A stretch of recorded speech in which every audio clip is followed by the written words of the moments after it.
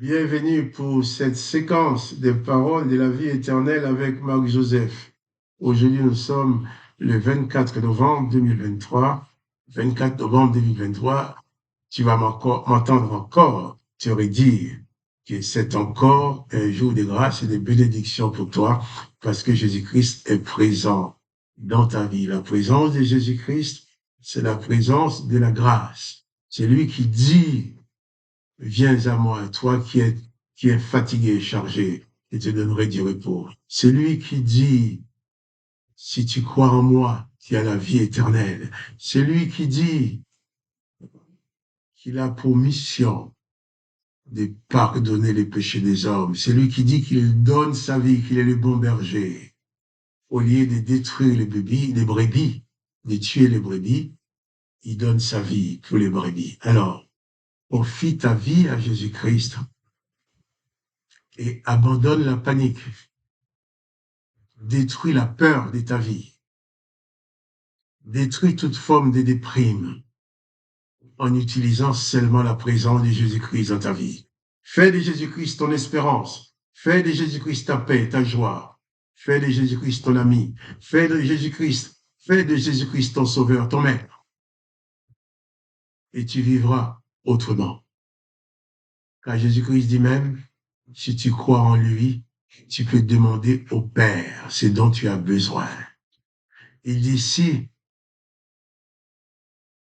tu demeures en Jésus-Christ, si la parole de Jésus-Christ demeure en toi, il dit, tu peux demander ce que tu veux et le Père te l'accordera. Et Jésus-Christ dit aussi que tout ce que tu demanderas au Père en son nom, il te l'accordera. Donc, quelle que soit ta situation, au lieu d'aller chercher recours auprès d'autres personnes, auprès des devins, des voyants, des gens qui vont évoquer les morts, ce qu'il ne faut jamais faire, invoque seulement le nom de Jésus-Christ. Jésus-Christ est mort et ressuscité, et il est assis à la droite de Dieu. Il a promis de répondre à ta prière. Ton père, ta mère, ton grand-père qui sont décédés ne peuvent rien pour toi, c'est pas vrai. On peut te faire croire des choses, mais quand tu fais cela, tu ouvres ton âme à des esprits sans savoir quel esprit. Car tu ne maîtrises pas, je ne maîtrise pas le monde de l'esprit. N'importe qui, n'importe quel esprit te voit en détresse.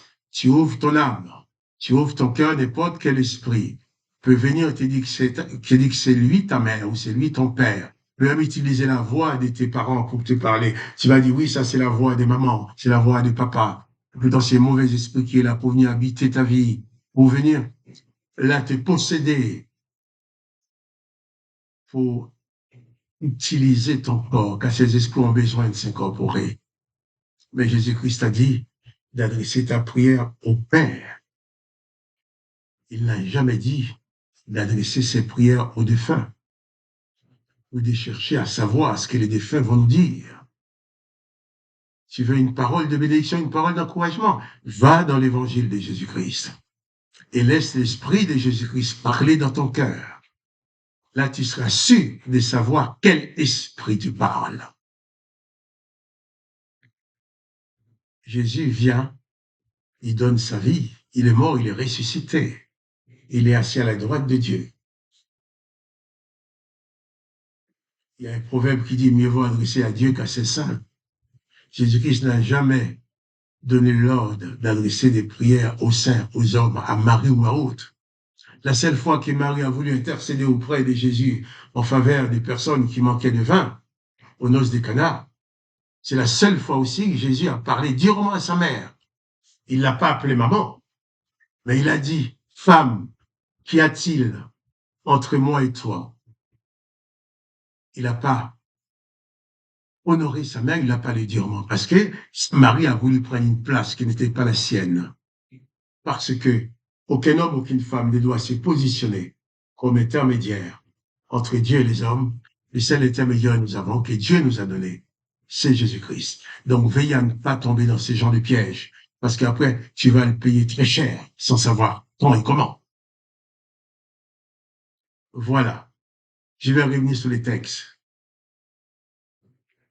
Nous avons lu dans Jean 19, Hier, nous avons vu comment les sacrificateurs ont piégé Pilate pour l'obliger à tuer Jésus. Jean 19, verset 13, je vais continuer la lecture. Pilate, ayant entendu ces paroles, amena Jésus dehors et il siège au tribunal au lieu appelé le pavé et en hébreu Gabata. C'était la préparation de la Pâque et environ la 6e heure. Il a dit aux Juifs, voici votre roi. Mais ils s'écrièrent, ôte, ôte, crucifie-le. Pilate leur dit, crucifierai-je votre roi? Les principaux sacrificateurs répondirent, nous n'avons que roi, nous n'avons de roi que César. Voilà. Ces gens qui combattaient contre l'occupant, mais pour pouvoir obtenir la mort de Jésus-Christ, la mort de Jésus-Christ, ils vont proclamer maintenant que César est leur roi.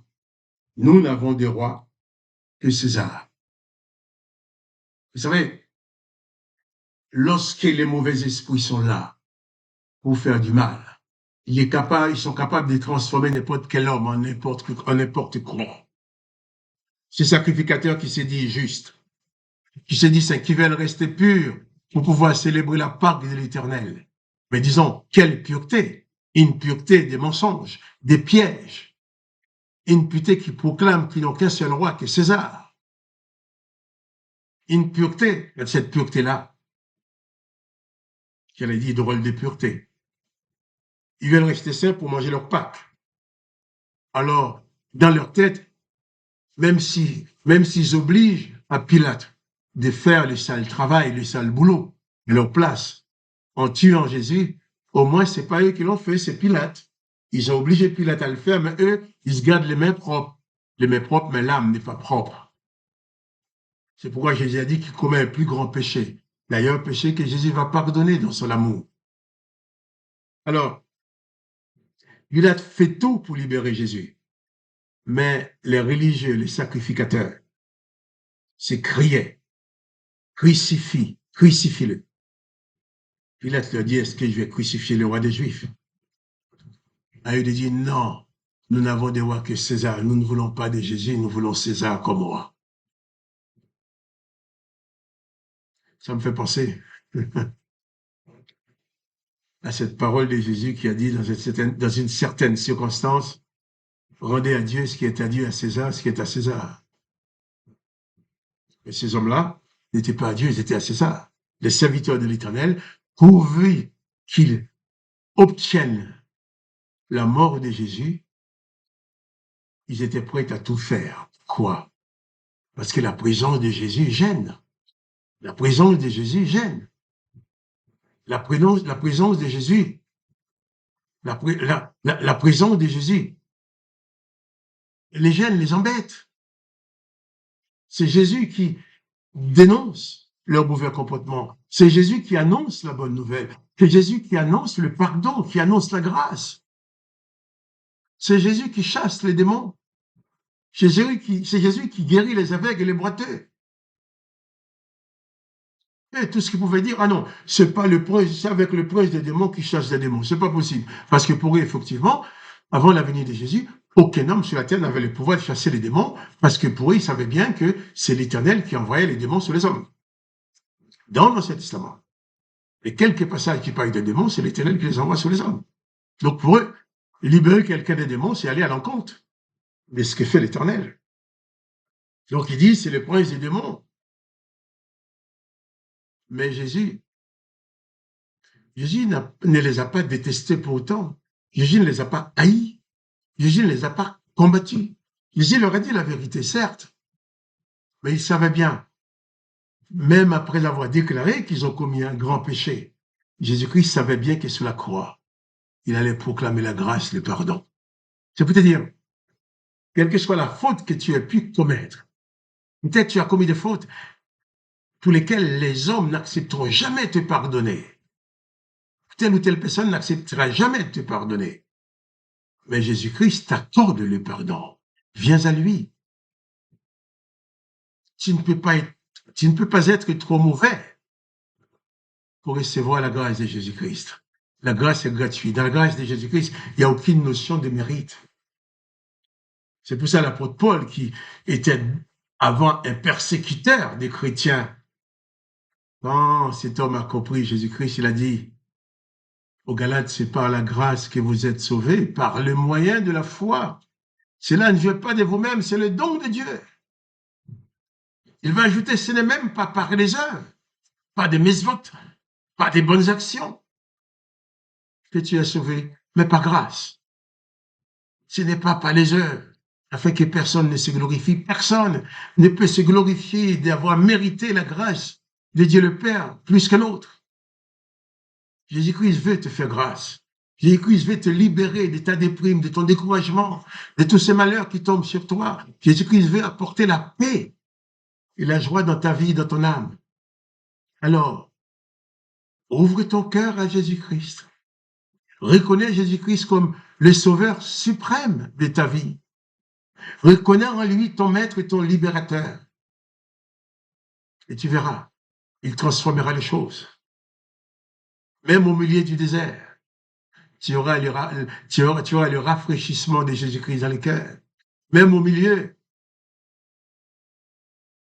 des problèmes, des difficultés, tu auras la paix de Jésus-Christ dans ta vie. Et personne ne pourra t'enlever la paix et la joie que Jésus-Christ te donne, car cette joie et cette paix seront parfaites dans ta vie. Alors, pas de panique. Réalise seulement que Jésus-Christ est ton sauveur. Au lieu de te tourner vers les morts, vers les mauvais esprits pour te tourmenter davantage, tourne-toi vers Jésus-Christ. Faire alliance avec lui. Reçois sa paix dans ta vie. Et bannir la peur, bannir la terreur. Car Jésus-Christ te garantit que même si tu dois mourir, il ne t'abandonnera pas. Il dit, celui qui croit en lui vivra même s'il meurt. Alors que le nom de ce Dieu d'amour soit glorifié. Que le nom de Jésus-Christ soit glorifié. Que toi, tu sois richement béni par la présence de Dieu, par la présence du Seigneur Jésus-Christ dans ta vie. Et quant à moi, Marc-Joseph, je te répète encore, pas de panique. Confie-toi en Jésus-Christ. Et bannis la déprime, bannis la panique dans ta vie. La peur n'évite pas le danger. La peur te rend vulnérable. La peur te rend vulnérable. Mais la paix te rend fort avec la présence de Jésus-Christ dans ta vie. Sois béni et pas de panique. Et je te dis aussi, moi, à demain pour les paroles de la vie éternelle.